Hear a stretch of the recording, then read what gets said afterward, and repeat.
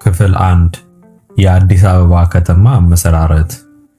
የአዲስ አበባ ከተማ በ1879 ዓመተ ምህረት ህዳር 9 ቀን በዳግማዊ አጼ ምኒልክ ተቆረቆረች ወይም ተከተመች።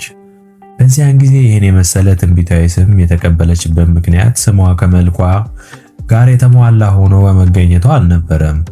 በዚያን ጊዜ አዲስ አበባ የዱር አራዊት መኖሪያ ጫካና ደን እንደነበረች የአዲስ አበባ አቅኚ በሆኑ ዛሬም በሕይወተ ሥጋ በሚገኙ አባት ነፍጠኞች ይተረካል። በእርግጥም እስከደረስኩበት እስከ ቅርቡ ዘመን ድረስ ጫካ እንደነበረች የታየና የተስተዋለ ነገር ነው።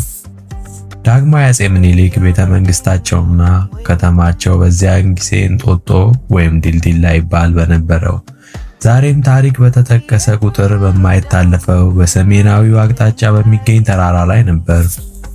እንጦጦ ላይ ሆኖ ዛሬም ከፍተኛነቱ ተመሳሳይ የሌለው ታላቁ ቤተ መንግስት የተሰራበት የአዲስ አበባ ከተማ እምብርት ቱሉ ፊንፊኔ ይባል ነበር። ይህም ትርጉሙ የፊንፊኔ ኮረብታ ማለት ነው።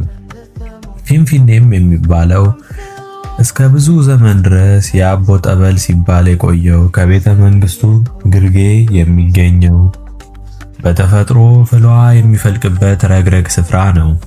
እንደዚህ እንደ ዛሬው በፍል ውሃ ለሚጠመቀው ሕዝብ መከለያ እና መጠለያ ቤት የሌለው ስለነበረ ውሃው ወደ ላይ ፊኒን እያለ ከመታየቱ በላይ የፍል ውሃውም የእንፋሎት ጢስ በእንጦጦ በወጨጫ በመናገሻ ጋራዎች ላይ ሆኖ በሩቅ ይታይ ነበር። በፍል ውሃውም ለመጠመቅና ከብቶቹንም ሆራ ለማጠጣት የአካባቢው ሕዝብ ባላገሩ አገር እያቋረጠ እየመጣ በፍል ውሃው አካባቢ ገሳውን እየተከለ ይውል ያድር ነበር። በዚያን ጊዜ የፍል ውሃው አካባቢ ወባ ትንኝ በብዛት የሚገኝበት በመሆኑ በወባ ትንኝ የሚነደፉ ሰዎች ጥቂቶች አልነበሩም። እስከ ቅርብ ጊዜም ድረስ በፍል ውሃ ውስጥ ቀበሌ የወባ ትንኝ እንደነበረ የታወቀ ነው። አሁንም ቢሆን አንዳንዶች ፍል ውሃ ወባ ይይዛል የሚሉ ይገኛሉ።